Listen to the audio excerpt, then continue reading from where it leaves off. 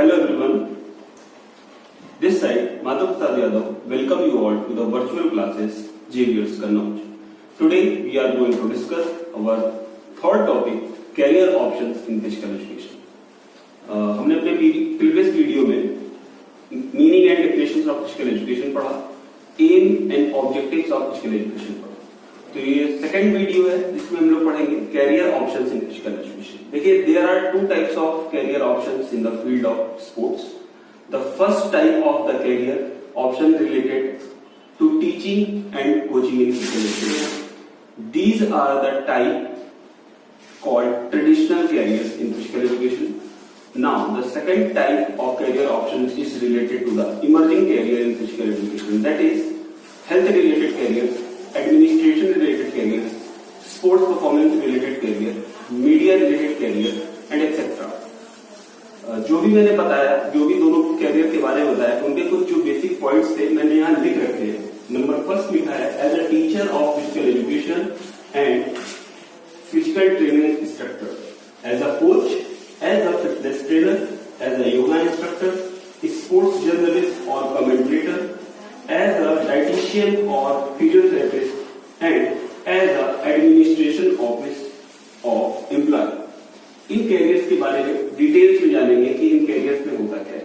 तो मैं इस पॉइंट्स को बताऊंगा और आप इन पॉइंट को अपने अकॉर्डिंग लिख सकते हैं। The first point is as a teacher of physical education or fitness training instructor. For choosing this career, one must have well qualified with a certificate, degree or diploma in the physical education from the recognized university. Diploma courses after class 12 के बाद good physical fitness ability होगी तो fitness training instructor में जा सकते हैं। लेकिन physical education as a teacher choose करने के लिए आपको किसी अच्छी यूनिवर्सिटी से सर्टिफिकेट कोर्स या डिग्री डिप्लोमा कोर्स करना पड़ेगा, तभी आप एक ऐसे फिजिकल एजुकेशन टीचर बन सकते हैं। नंबर 2 पॉइंट है as a coach. For this as a career one must have a certificate diploma from NIS. NIS means national institute of sports, is a game और sport. He must have a good experience of playing and participating in the game. आपको coaching related career choose करना है तो आपको पहले से भी game के बारे में ज्यादा अच्छा आना चाहिए, आपने कभी पार्टिसिपेट किया हो, तभी आपको उसका एक्सपीरियंस होगा। और कोचिंग के कैरियर को चूज करेंगे तो एक NIS के थ्रू, मतलब नेशनल इंस्टीट्यूट ऑफ स्पोर्ट्स के थ्रू कोचिंग डिप्लोमा कोर्सेज होते हैं, उस कोर्स को करना पड़ेगा। उसके बाद आप एक जगह कोच बन सकते हैं। The third one is as a fitness trainer. To choose this as a profession, the person must be very fit and healthy.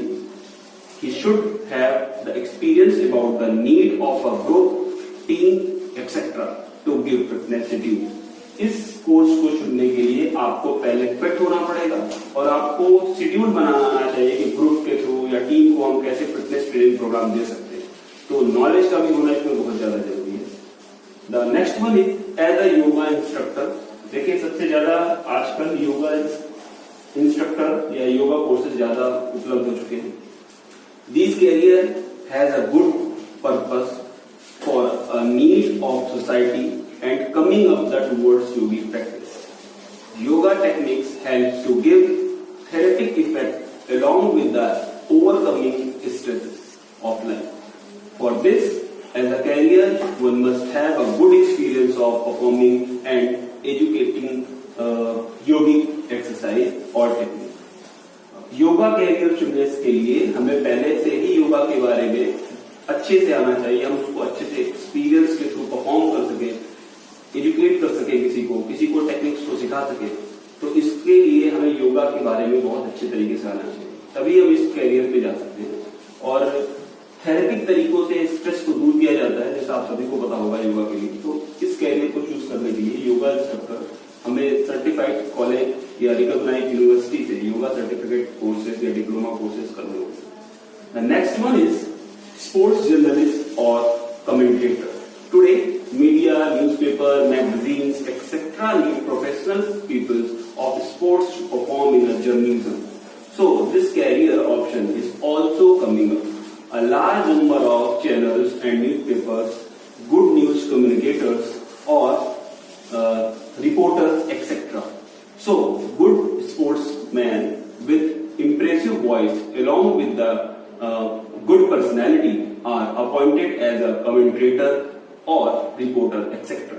हमने देखा होगा कि टीवी में मैच चलते हैं, कमेंट्रीज होती है, या हमें जो टीवी पे ब्रॉडकास्ट किया जाता है तो न्यूज में न्यूज वाले जो जर्नलिस्ट होते हैं वो बताते हैं, तो वो स्पोर्ट्स से ही रिलेटेड होते हैं। तो इस कोर्स को करने के लिए भी डिफरेंट यूनिवर्सिटीज हैं जिसमें कोर्स के बारे में, जैसे स्पोर्ट्स जर्नलिस्ट है, इनके बारे में कोर्सेस कराए जाते हैं। Next one is as a dietitian और physiotherapist. Physical education has a good knowledge of dietitians, so they can choose this as a profession.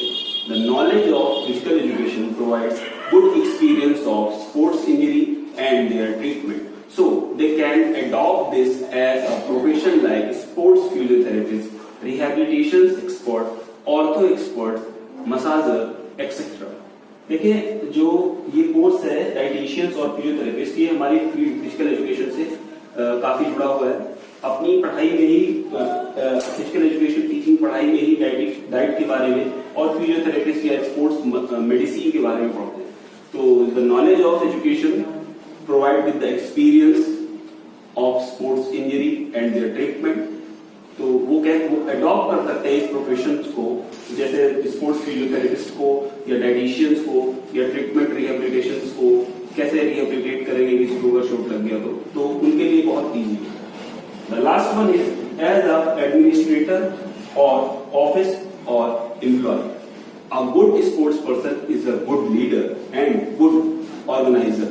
This helps him to act as a good administrator. Many physical education are especially required as an administrator, director, manager, etc. A lot of private companies, limited companies and semi-government companies, government sectors, frame, etc. Many career options have been discussed in this chapter, but still there are many careers in the field of physical education which can be created. As a matter of fact, career opportunities in the field of physical education are limited only by one's imaginations. Various careers can be created in the field of physical education such as sports biomechanics, sports medicine, sports nutrition, sports psychology, sports physiology, sports history और motor learning etc.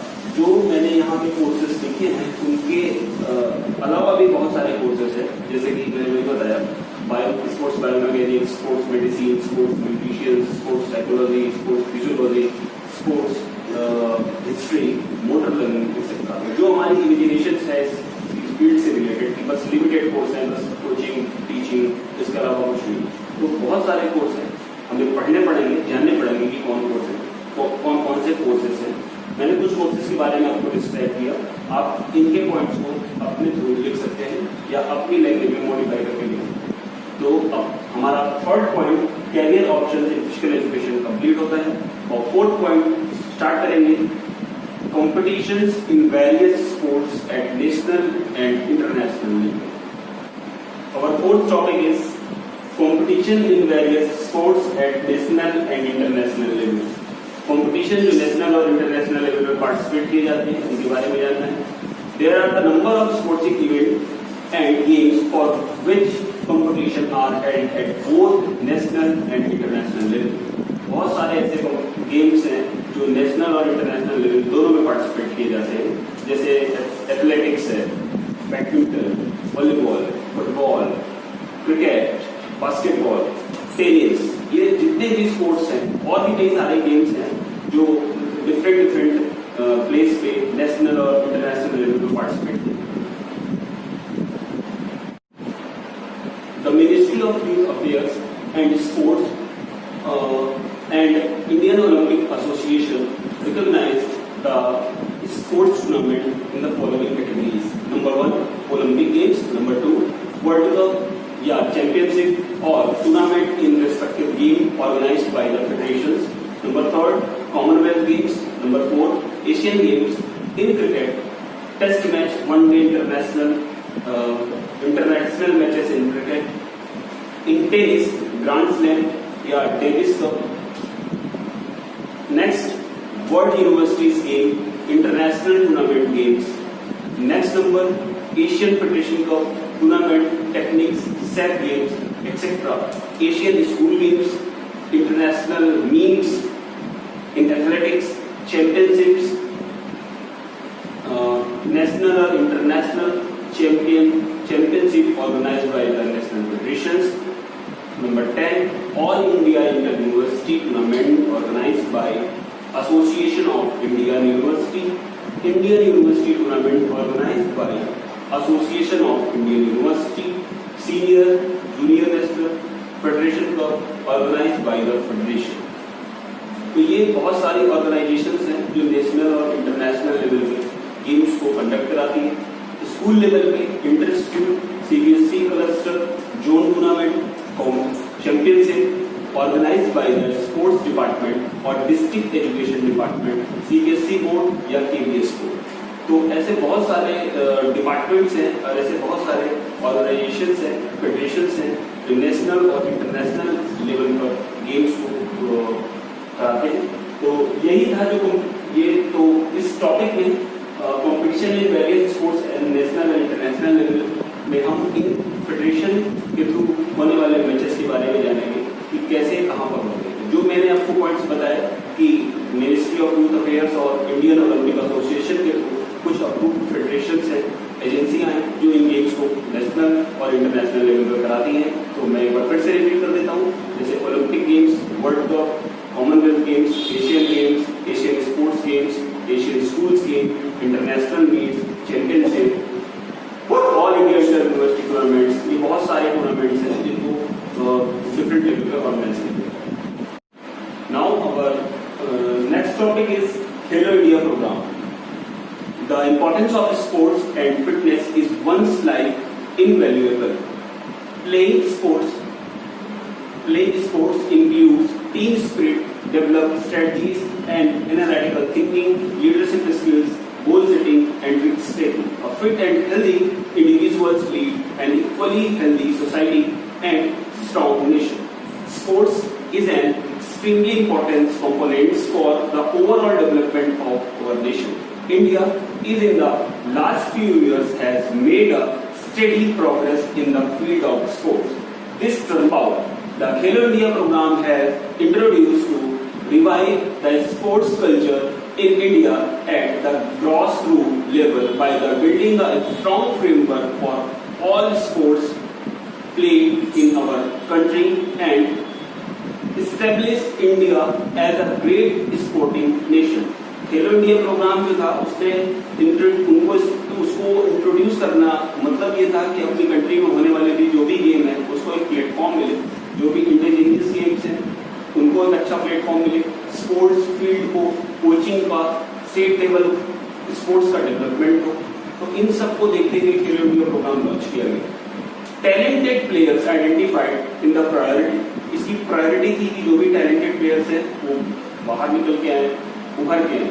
Sports discipline at a various level by the high-powered committees will be provide the annual financial assistance for rupees 5 lakhs per annum for 8 years. The first Khelo India Sports Games, which are a part of the Khelo India program, were held in 31st January to 8 February 2019 at New Delhi, in which athletics of under 17 age group were invited to the participate across the 16 disciplines, which are as follows: archery, athletics, badminton, basketball, boxing, football, gymnastics, hockey, judo, kabaddi, kho-kho, shooting, swimming, volleyball, weightlifting and wrestling। 31 जनवरी से 8 फरवरी 2018 के बीच नई दिल्ली में खेलो India programme को launch किया गया, जिसमें 17 discipline के game खेले गए थे, जैसे तीरंदाजी, athletics, badminton, basketball, boxing, football, gymnastic, hockey, kabaddi, judo, kho kho, shooting, swimming और रेसलिंग। इस खेलो इंडिया प्रोग्राम का मतलब टैलेंटेड प्लेयर्स को निकालना और गेम और स्पोर्ट्स को डेवलपमेंट करना। खेलो इंडिया के कुछ ऑब्जेक्टिव्स भी थे, मैंने कुछ ऑब्जेक्टिव्स को लिख रखे हैं, जैसे पॉइंट वाइज इनको पढ़ देता हूँ। Number 1 play field development, community coaching development, state level Khelo India centres, talent search and development, and the last is utilizations and upgrading sports infrastructure. The first one is play field development. To find the first is play field development. Under the program of Khelo India, many play fields will be developed at a various state and district level, so that basic facilities may be provided to sports person. Khelo India program के तहत sports field का development एक basic और necessary चीज था, जिसमें district और state level पे उसका डेवलपमेंट हो सके और जो स्पोर्ट्समैनशिप है उसमें पार्टिसिपेट कर सके, उनको वो फैसिलिटी मिल सके ताकि वो गेम को जाने और गेम को सीखे। नंबर 2 है community coaching development. It involves in skill development and certification system for sports coaching. It aims to involve and identify physical education teachers and to train them as a master trainer. इसका programme का मतलब था कि एक talented या ऐसे teachers को ढूंढना जिनके अंदर कोचिंग एबिलिटीज को या मास्टर ट्रेनिंग बनाने के लिए उन आइडेंटिटी को चुनना और उनको इन्वॉल्व करना फिजिकल एजुकेशन प्रोग्राम में और स्पोर्ट्स में। The third one is state level Khelo India centre. State level Khelo India Center involves in supporting better utilization of sports infrastructure in relation to the states etc. State level अपने state से related चीजों को, game को betterment के लिए, utilisation के लिए sports को बनाने के लिए बनाया गया। The next one is talent search and development. Under the Khelo India programme talent search and development to the selection of the prize winners for the scheme, a talent identification committees will spot and identify the talent with the help of the back scientific methods, utilization and upgrading sports infrastructure. Under the Khelo India program, it aims at developing the sports infrastructure at school and university which have the high sports potential. Khelo India programme के तहत upgrade करना infrastructure को school और national level पे। कुछ और भी point है, मैं उनको पढ़ देता हूँ। जैसे कि पहला नेक्स्ट पॉइंट बोल सकते हैं support to national regions state और स्पोर्ट्स एकेडमिक्स, जैसे कि it aims to provide to resource for expanding long-term athlete development program या sports for women या sports for fitness और sports for school-going children। तो different programs या different points इनके objectives हो सकते हैं। तो मैंने कुछ basic objectives लिख दिए हैं जिनको आप अपने अकॉर्डिंग लिख सकते हैं। Number 1 play field development, number 2 community coaching development, number 3 state level खेलो इंडिया सेंटर और number 4 talent search and development। Next one is utilization and upgrading of sport infrastructure। Next one लिख सकते हैं sports for women, sports for women। Next हम लिख सकते हैं physical fitness for school going children।